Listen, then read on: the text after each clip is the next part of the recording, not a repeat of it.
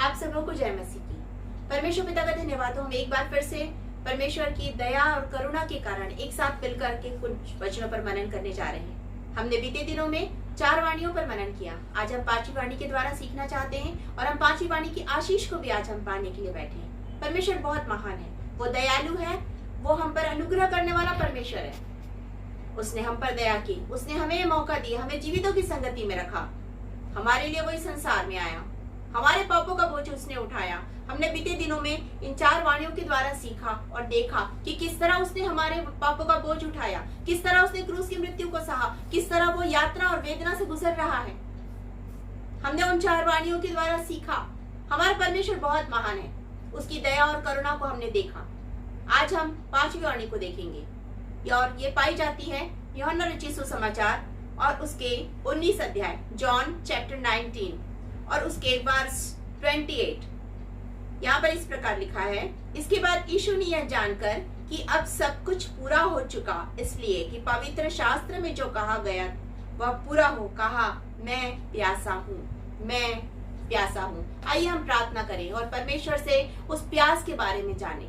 प्रार्थना करेंगे। धन्यवाद धन्यवाद धन्यवाद सारी आशीषों को देने वाले दाता सर्वशक्तिमान पिता, एक बार फिर से हम सब मिलकर आपके चरणों के पास आते आपका धन्यवाद देते। जितने भी लोग इस समय आपके वचन को सुन रहे हैं, आपके वचन पर मनन कर रहे हैं पिता, एक एक जन को अपने ज्ञान, अपनी बुद्धि, अपनी सामर्थ्य से भरिए पिता। इस समय मैं अपने आप को शून्य करती हूँ, पवित्र आत्मा की सामर्थ्य से मुझे भरकर मेरा उपयोग कीजिए। एक एक शब्द आपकी ओर से हो, एक भी शब्द मेरी ओर से ना हो। धन्यवाद के साथ ये प्रार्थना उद्धार करता प्यारे यीशु मसीह के नाम से हम मांगते, सुनिए, ग्रहण कीजिए, आमीन। परमेश्वर इन वचनों पर आशीष दे जो आज उसने हमारे लिए रखे हैं कि मैं प्यासा हूँ। इसके पहले जब हमने 4थी वाणी को देखा था तो हमने वहां पर देखा कि हमारा प्रभु कह रहा है, हे परमेश्वर तूने मुझे क्यों छोड़ दिया, एली एली लमा शबक्तिनी। परमेश्वर ने छोड़ दिया। तो यहाँ जब हम प्यास के बारे में देखते हैं तो बहुत सी बातों को हम देखते हैं, विशेष रूप से 2 बात। पहली चीज वो शारीरिक प्यास थी। वो शारीरिक प्यास इसलिए थी क्योंकि वो बीते पूरे रात भर वो तकलीफ में था। उसे जब पकड़ा गया उसके बाद से लगातार उसको यातना दी जा रही थी। वो शारीरिक रूप से यातना में था, वो मानसिक रूप से यातना को सह रहा था, उसका अपमान हो रहा था, उसे कोड़े मारे जा रहे थे, उसे घसीटा जा रहा था, उसके वस्त्रों को फाड़ दिया गया था, उसको कांटों का ताज पहना दिया गया था, उसके ऊपर क्रूस का बोझ लाद दिया था और सबसे बड़ी बात, उसके ऊपर पापों का, मेरे और आपके पापों का बोझ लदा था और वो ये सब कुछ को सहन कर रहा था और और ऐसे समय में परमेश्वर ने उसे छोड़ दिया था। वो पूर्ण मनुष्यत्व में था और जब वो पूर्ण मनुष्यत्व में था वो कह रहा है मैं प्यासा हूं। ये प्यास पूर्ण मनुष्यत्व की भी थी। दूसरी बात, ये प्यास आत्मिक भी थी, शारीरिक प्यास थी और आत्मिक प्यास थी। शारीरिक प्यास को हमने देखा कि वो यातना, दुख, तकलीफ के कारण उसको एक बूंद पानी भी नहीं मिला और वो परेशानी में, तकलीफ में, वेदना में, पीड़ा में, अधर्म का बोझ उठाया हुआ वो परमेश्वर का मेमना हमारे पापों का बोझ उठा के बलिदान हो रहा है और वो शारीरिक रूप से तकलीफ में है। और आत्मिक रूप से भी वो प्यासा है, वो आत्मिक रूप से भी प्यासा है, उसको आत्मिक रूप से भी प्यास है, आत्माओं को बचाने की प्यास है उसे। उसने कहा पूरा हुआ, लेकिन उसने एक जिम्मेदारी मुझे और आपको दी, जैसा कि हमने पिछले दिनों में 3री वाणी में देखा था। उसने जिम्मेदारी, अपने माता की जिम्मेदारी अपने प्रिय चेले को दी, उसने वचन की जिम्मेदारी मुझे और आपको दी, उसने प्रार्थना की जिम्मेदारी मुझे और आपको दी। हमें जिम्मेदारी दी है, उसे आत्माओं की प्यास है। यूहन्ना रचित सुसमाचार और उसके 15, जॉन चैप्टर 15 को जब आप पढ़ेंगे और उसके 16 वचन को पढ़ेंगे तो उसमें लिखा हुआ है कि तुमने मुझे नहीं चुना परंतु मैंने तुम्हें चुना कि तुम फल लाओ। हमें फल लाने के लिए चुना, तो वो फलों की प्यास है, वो आत्मा के फलों की प्यास है, वो नाश होने वाली आत्माओं की प्यास आज भी प्रभु को है। आज भी प्रभु कह रहा है मुझे प्यास है, मैं प्यासा हूं, मुझे आत्माओं की प्यास है, नाश हो रही आत्माएं, उनको बचाने की प्यास है। वो आज भी प्यासा है, वो आज भी कह रहा है। वो तो जीवन का जल है। जब आप यूहन्ना रचित सुसमाचार और उसके 4थे अध्याय को पढ़ेंगे, यूहन्ना रचित सुसमाचार और उसके 4थे अध्याय को जब आप पढ़ेंगे तो आप उसमें देखेंगे कि वो कहता है वो जीवन का जल है। 13 वचन को जब आप वर्ष को पढ़ेंगे तो उसमें पढ़ेंगे कि वो कहता है कि जो मेरे पास आएगा वो प्यासा नहीं होगा। आप उसको पढ़ के देखिए 13 और 14 को, उसमें लिखा हुआ है कि जो मेरे पास आएगा वो प्यासा नहीं होगा। तो वो तो स्वयं जीवन का जल है। आज वो कह रहा है मैं प्यासा हूं, जीवन का जल प्यासा है। और जब हम उसके पास जाते वो हमें भरपूर करता है। वो इतना महान परमेश्वर जो भरपूरी का जीवन देने आए, उसको प्यास है, आत्माओं की प्यास है, नाश होने वाली आत्माओं की प्यास है, नरक की ओर जाने वाली आत्माओं की प्यास है, वो भटके हुए लोगों की प्यास है, जो सांसारिकता में भटक गए हैं उनकी प्यास है। वो भटके हुए भेड़ों को ढूंढ रहा है। जब यूहन्ना रचित सुसमाचार और उसके 10वें अध्याय को पढ़ेंगे और 10वें अध्याय के जब आप 15 और 16 वचन को पढ़ेंगे तो वहां पर लिखा हुआ है, वो अपने भेड़ों के बारे में बोल रहा है। मेरी भेड़शालाओं में और भी भेड़ें जो बाहर में हैं, उनको भेड़शाला में लाना अवश्य है। वो प्यास है उन भेड़ों की, भटकी हुई भेड़ों की प्यास है।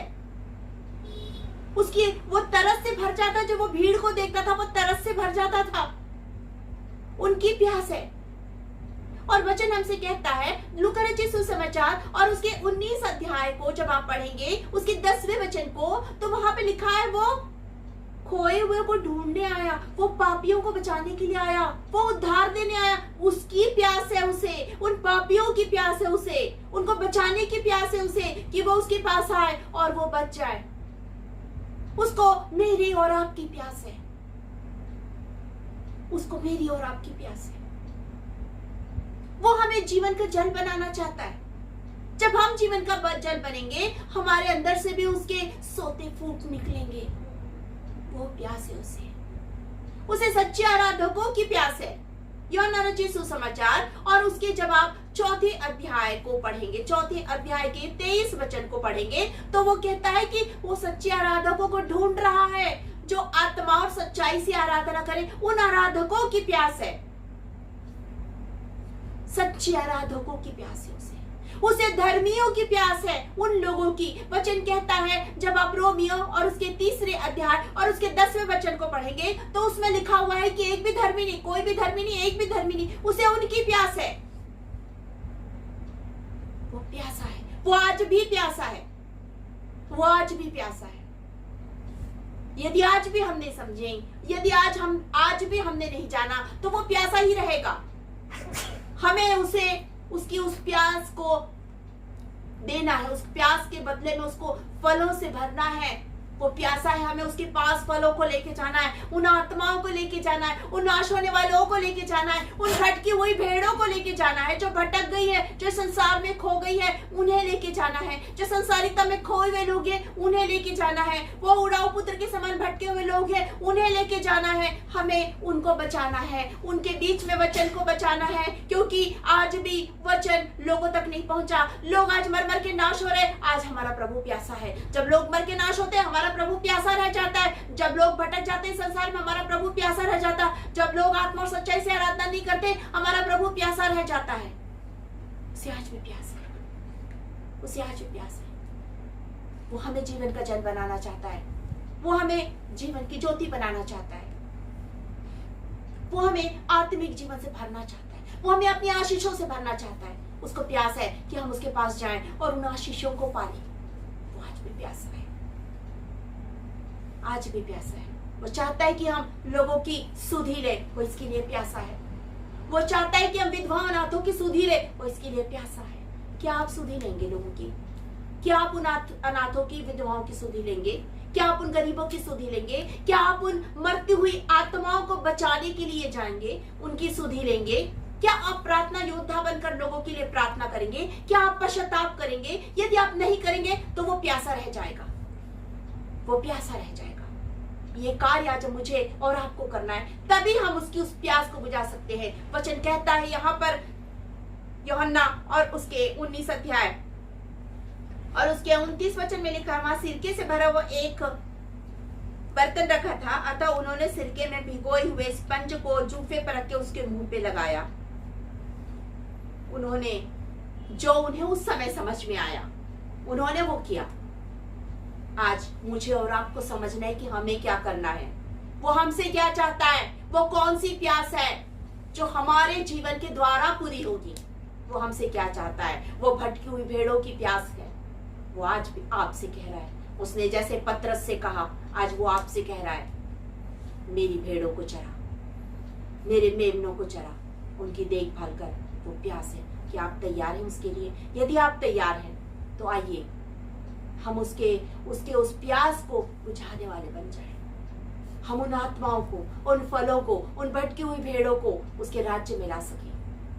हम उसके खत्तों में खत्तों को भर सके फलों से। वो हमें मजदूर बनाना चाहता, उसकी प्यास है। वो कहता है कि खेत के स्वामी से कहो कि मजदूरों को भेज दे। उसे मजदूरों की प्यास है। क्या आप मजदूर बनेंगे उस प्यास को दूर करने के लिए? यदि हाँ, तो आइए हम प्रार्थना करें और उससे कहें, प्रभु मुझे मजदूर बना, प्रभु मुझे भेड़ों को चराने वाला बना, प्रभु मुझे मछुआ बना, प्रभु मेरा उपयोग कर कि मैं उस प्यास को दूर कर सकूं। हम प्रार्थना करें, अपनी आंखों को बंद करें। धन्यवाद धन्यवाद धन्यवाद, राजाओं के राजा, प्रभुओं के प्रभु, एक बार फिर से हम आपका धन्यवाद करते हुए समय हम आपके चरणों के निकट आते, धन्यवाद देते बीते दिनों की सारी आशीषों के लिए। पिता परमेश्वर, हम प्रार्थना करते हैं, सब एक मन होकर प्रार्थना करते हैं पिता, कि आप हमें मजदूर बनाइए कि हम आपके खत्तों में कटने की फसल काट के ला सके। पिता हम प्रार्थना करते हैं, हम पके हुए खेतों में जाकर काम कर सके। ऐसा होने दीजिए राजा, राजाओं के राजा, प्रभुओं के प्रभु। आपने हमें जो वचन दिया, उन वचनों के लिए हम धन्यवाद करते हैं पिता। हम प्रार्थना करते हैं कि इन वचनों को हम अपने जीवन में आत्मसात कर सके पिता। हम प्रार्थना करते हैं, जितने भी लोग सुन रहे हैं पिता, वो चाहे किसी भी दुख तकलीफ परेशानी बीमारी में हो पिता, एक एक जन की उस दुख तकलीफ परेशानी को दूर कीजिए, उनके बीमारी को दूर कीजिए पिता। दयालु पिता परमेश्वर, अपनी आशीषों से एक एक जन को भर दीजिए। आज के दिन के लिए फिर से हम आपका धन्यवाद करते, इन वचनों के लिए धन्यवाद करते पिता। धन्यवाद देती हूँ राजा कि मैंने अपने आप को सुनने की, आपने मुझे आत्मा से भरकर मेरा उपयोग किया। सारी बातों के लिए आपका धन्यवाद। इस प्रार्थना को उद्धार करता प्यारे यीशु मसीह के नाम से मांगते हैं, सुनिए और ग्रहण कीजिए, आमीन। आप सबको एक बार फिर से जय मसीह की।